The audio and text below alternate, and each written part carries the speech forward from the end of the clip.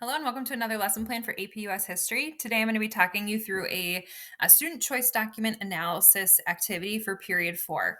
This is centered on the lesson called An Age of Reform and addresses learning objective 4K.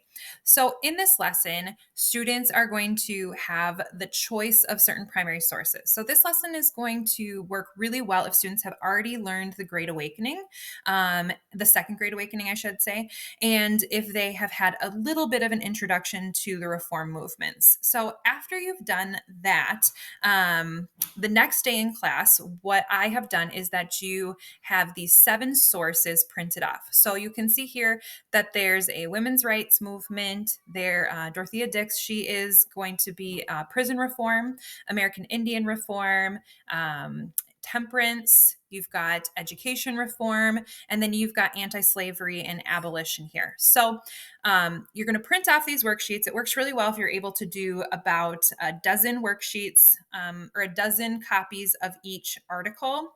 And that's if you have a class of around 30. That's been usually a good number for me. So you have those at the front of the room.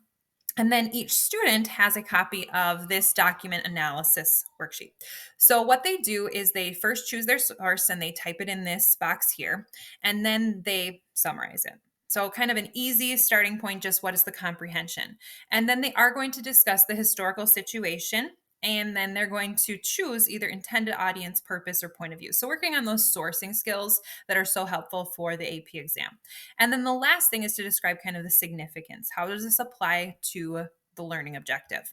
Or what is the significant aspect of this primary source? So they do it for 3 sources. And then finally, there's 2 questions here to answer for the learning objective. So making sure that they're always staying aligned with what the goal is for the lesson.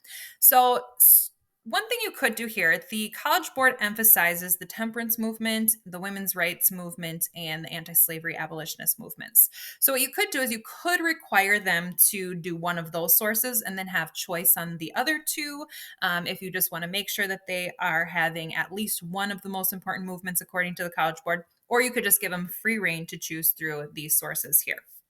All right, so you're going to introduce what they're doing, and then you just let them go. Let them go. But the key is to only allow them to take one worksheet at a time, because you may have more than one student or more than 12 students that are interested in the Dorothea Dix document.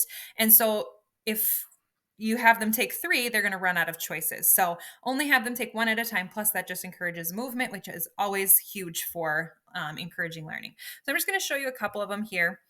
This one here is highly interesting for students. It's going to be Dorothea Dix. She goes to various towns and she through New England and is going to describe what she sees. And a lot of it is, as she writes here, it is revolting and disgusting. And so this source is highly engaging for students. And it just goes through area by area. And then this last part here is really her kind of request to the legislature, what she wants them to do. Another one that you may or may not be familiar with, American Indian rights, is typically not included in the mainstream reform movement discussion of this era, but there was a movement for it. And so this source is really describing an opposition to the miscegenation laws that were occurring, and an opposition and allowing or requesting that American Indians be allowed to marry who they wish. So that's just a portion of this source here. Let me think. What else should I include here? So facilitates higher engagement because they have choice. It scaffolds learning from comprehension to analysis. It's obviously student led. And so then it allows for you as the teacher to go do a lot of one-on-one with students as you want.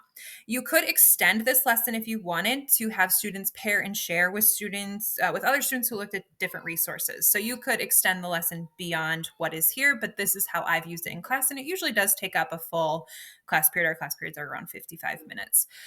So I think that's all. I will link this lesson plan. It will be in my TPT store, but I will link it below in the description area of the YouTube video. So I hope this was helpful. Please feel free to email me. That's on my webpage or on the YouTube page. Email me with any questions. Like and subscribe if it was helpful, and I will keep pushing these lesson plans out for you. Thanks.